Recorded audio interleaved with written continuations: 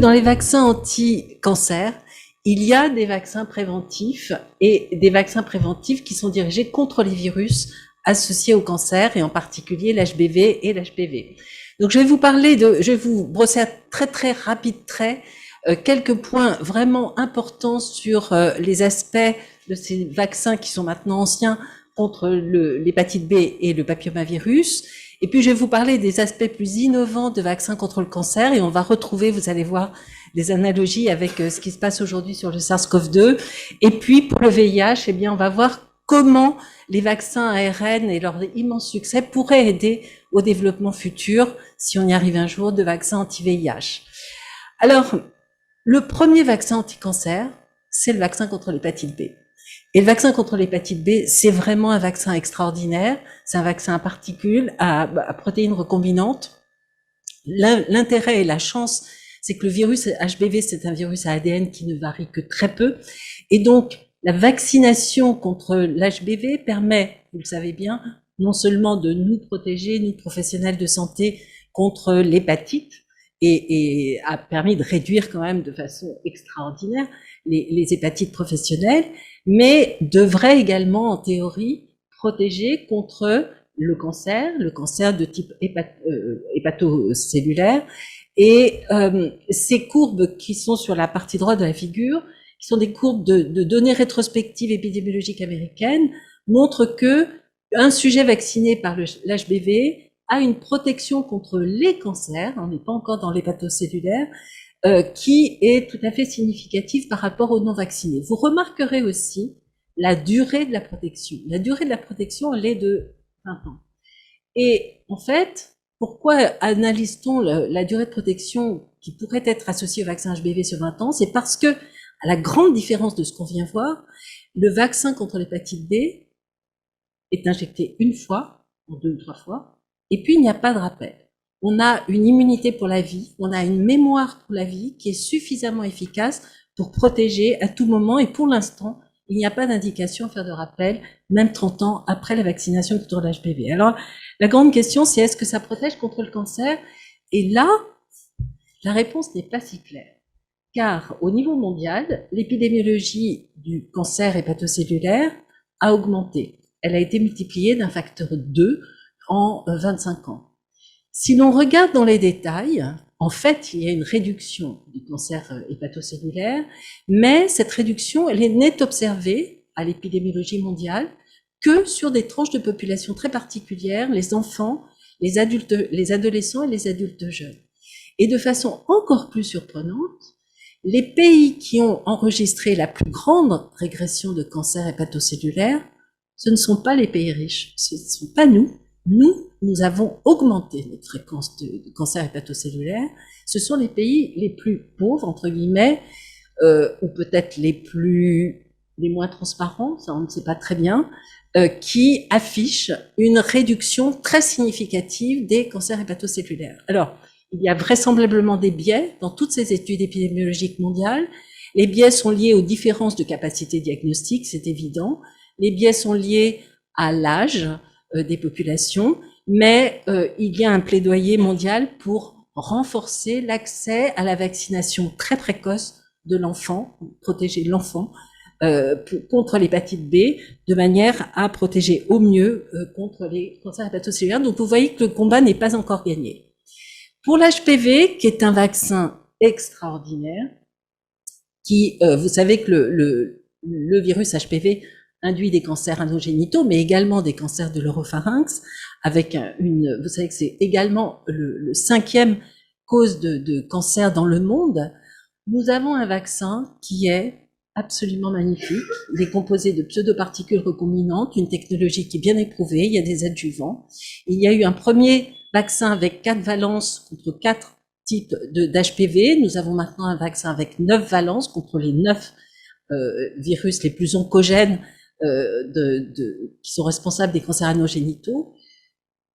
Les essais cliniques et les études post-enregistrement qui ont montré une efficacité absolument remarquable dans la prévention des lésions précancéreuses.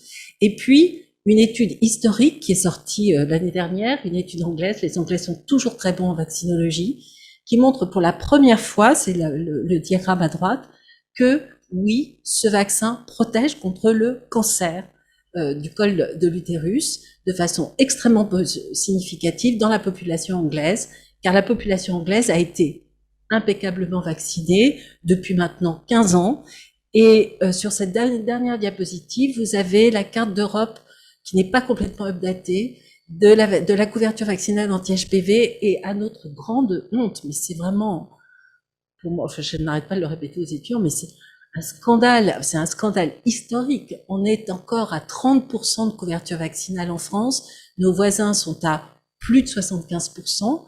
Les Anglais affichent une disparition du cancer du col de l'utérus à partir des années 30. Nous, on sera les derniers, je dis toujours aux étudiants, on sera les derniers à pouvoir publier sur les cancers du col de l'utérus parce qu'on en aura encore.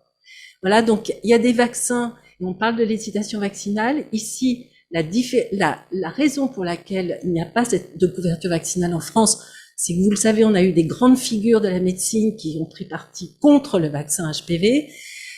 Il y a également une inégalité sociale d'accès à cette vaccination. Et cette vaccination, vous ne le savez peut-être pas, mais elle n'est pas seulement ouverte aux filles, elle est aussi ouverte aux garçons. Et c'est vraiment voilà, c'est une protection indispensable à donner à ces enfants et à ces adolescents.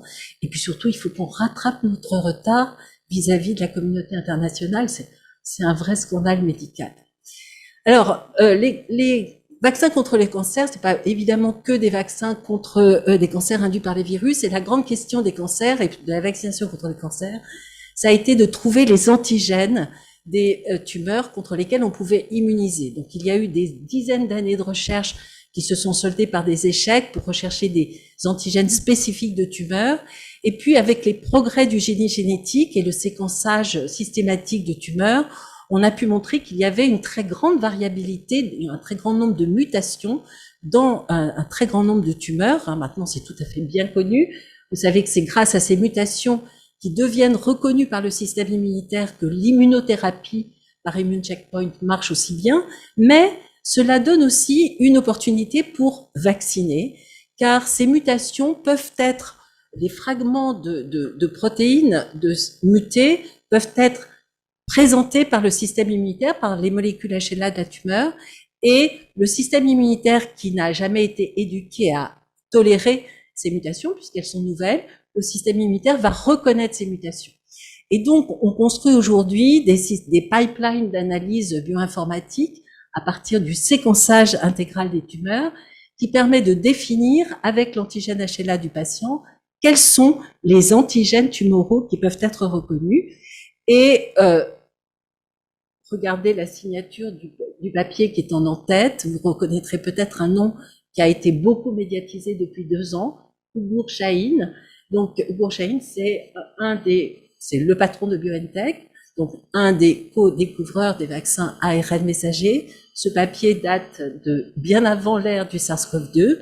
Et Ugur Sahin avait préconisé donc de faire un séquençage intégral des tumeurs, identifier ce qu'on appelle les néoépitopes et construire des vaccins ARN qui codent pour la séquence des néo-antigènes tumoraux et injecter cette fois-ci à des patients atteints de mélanome une série donc de vaccins ARN codant pour ces néoépitopes tumoraux issus des mutations de la tumeur, associés ou pas à de l'immunothérapie. Et vous voyez les résultats qui ne sont pas encore validés sur des grandes études cliniques, mais des résultats d'efficacité qui sont tout à fait remarquables, avec une capacité d'infiltration dans la tumeur des lymphocytes spécifiques de ces néo-antigènes. Donc vous voyez que le concept de vaccin par ARN messager était déjà bien présent bien avant le SARS-CoV-2, avec des applications pour le cancer. Je voulais vous faire part d'une étude qui est conduite ici à la Pitié-Salpêtrière, avec notamment des patients qui peuvent venir de chez vous, car nous avons monté avec Jean-Philippe Spano, Véronique Leblond et Marc Sanson une grande étude des marqueurs biomoléculaires et des néoépitopes de tumeurs rares, et en particulier de tumeurs des immunodéprimés, et notamment des lymphomes post-transplant. Et vous avez certainement des patients qui souffrent, transplantés cardiaques, qui souffrent de lymphomes post-transplant. Pour faire une longue histoire courte, c'est juste pour vous dire que nous sommes engagés dans cette recherche de néo-antigènes tumoraux. nous identifions, donc nous incluons 200 patients, presque la totalité est incluse. Nous avons construit tout le pipeline bioinformatique et toute la stratégie d'analyse moléculaire, et la moitié de ces tumeurs sont déjà séquencées, les néoépitopes sont individualisés, et les méthodes d'analyse et de reconnaissance de ces néoépitopes sont en place, et on peut montrer que la grande majorité de ces néoépitopes sont effectivement reconnus. Donc, j'espère que dans un futur immédiat, on aura l'occasion, avec toute l'équipe, de vous représenter ces résultats en détail. Mais pour rester dans le domaine des vaccins contre le cancer, donc à partir de ces séquences identifiées de néoépitopes, vous voyez qu'on peut faire des vaccins ARN.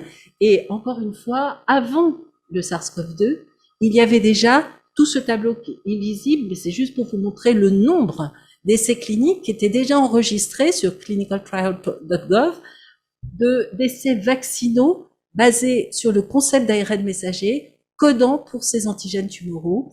Alors aujourd'hui, évidemment, il n'y a pas encore de validation de l'efficacité de ces stratégies, mais elles sont très prometteuses. Et puis je voudrais terminer avec un vaccin qui pour l'instant, alors là, ne marche pas du tout. C'est le vaccin contre le VIH. Le vaccin contre le VIH, j'ai travaillé des années, Odile aussi, ça ne marche pas et c'est pas du tout par défaut de recherche, c'est vraiment parce que c'est diabolique. Et la raison pour laquelle ce virus est diabolique, en tout cas s'oppose au vaccin, est triple. Premièrement, c'est un rétrovirus qui s'intègre dans notre code génétique et qui s'endort avec nos cellules dans le code génétique. Donc il y a un réservoir de virus latent contre lequel le système immunitaire ne peut rien et on ne guérit pas de cette infection et on n'a pas de modèle de vaccin contre des maladies dont on ne guérit pas. Donc il y a une question fondamentale qui est: peut-on vacciner contre le VIH? On ne sait pas. Deuxième obstacle, c'est la variabilité du VIH. Cette variabilité n'a rien à voir avec le SARS-CoV-2, elle n'a rien à voir avec la grippe. Un patient qui est infecté par le VIH produit chaque jour 100 000 variants. Chaque jour, il change son système immunitaire contre le virus. Et donc, vous imaginez la difficulté de faire un vaccin. Je vais passer, évidemment, il y a des régions conservées quand même, mais c'est une difficulté qui n'a rien à voir avec tout ce qu'on connaît. Et enfin, les anticorps neutralisants qui ont permis les succès de tous les vaccins qu'on connaît, eh bien, ils sont très faiblement efficaces et surtout très particuliers dans le cas du VIH. Donc, pour faire une longue histoire courte, depuis 1985, tout a été étudié en termes de vaccinologie. Rien ne marche. Les plateformes de vaccinologie moderne, telles que les adénovirus recombinants, ont été développées en priorité pour le VIH. Ça ne marche pas. Et aujourd'hui, bien sûr, on se tourne vers les ARN messagers. Il est vraisemblable que les ARN messagers vont aider, peut-être pas résoudre, mais vont aider à avancer dans le domaine. Et donc, ce que l'on sait déjà, c'est que on peut injecter un ARN messager à l'animal, un ARN messager qui code pour la protéine d'enveloppe du VIH, et cet ARN messager fait au moins aussi bien, sinon mieux, que si l'on avait injecté un candidat à base de protéines. Et puis, il y a un deuxième essai qui a été fait chez le singe, toujours, qui permet de vacciner avec une procédure très complexe sur laquelle je ne vais pas m'étendre, parce que les procédures doivent être complexes pour le VIH. Et vous voyez les courbes de survie après infection. Il y a un niveau de protection qui n'est pas complet, mais il y a un niveau de protection qui est obtenu dans un modèle qui est très artificiel et qu'on peut contester. Donc, juste pour finir, une des raisons qui fait que les vaccins contre HBV, HPV, SARS-CoV-2 ont si bien marché, c'est parce que soit ce sont des virus stables qui ne varient pas, soit ce sont des virus variables, mais qui sont extrêmement sensibles aux anticorps neutralisants. Dans le cas du VIH, très variable et intégrable, il n'y a pas de bonne efficacité des anticorps neutralisants, et pire que ça, notre système immunitaire ne sait pas faire correctement des anticorps neutralisants. Il faut un processus d'adaptation extrêmement long, je n'ai pas le temps de détailler, pour arriver à faire des anticorps extrêmement rares. Et donc, le processus de vaccination va être terriblement difficile si même on trouve le moyen d'induire de premiers anticorps. Donc là où les ARN messagers vont aider, j'ai fini, c'est que ces ARN messagers, en permettant de construire facilement des variants de l'enveloppe du VIH, vont permettre de faire des immunisations séquentielles, et c'est ce qui est en cours d'évaluation en phase 1 aujourd'hui aux États-Unis, avec un premier essai clinique à base d'ARN messager, avec une immunisation séquentielle d'ARN messager qui code pour différentes enveloppes du VIH. On verra le résultat. Voilà.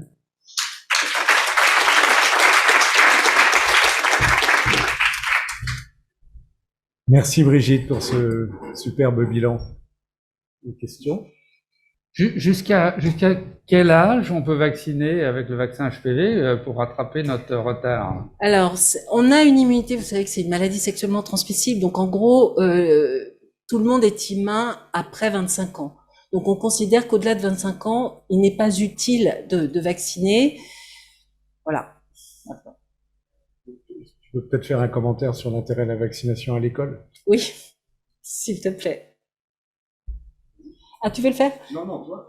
Alors voilà, donc ce qui est extraordinaire en Angleterre, c'est l'organisation de la vaccination, avec en particulier des campagnes de vaccination à l'école ou au collège.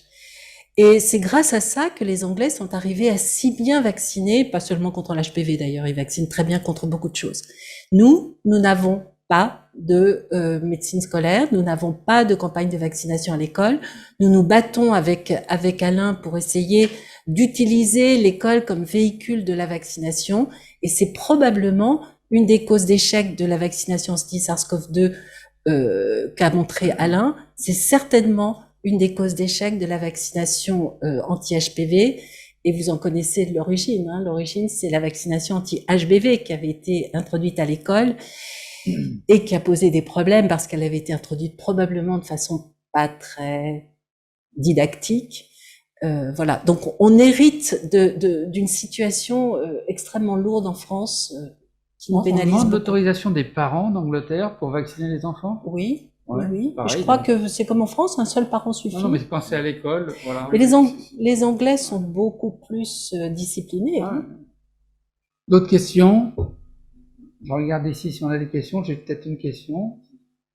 Les Anglais vaccinent-ils également les jeunes garçons contre HPV? Oui, mais nous aussi. Voilà. Nous aussi.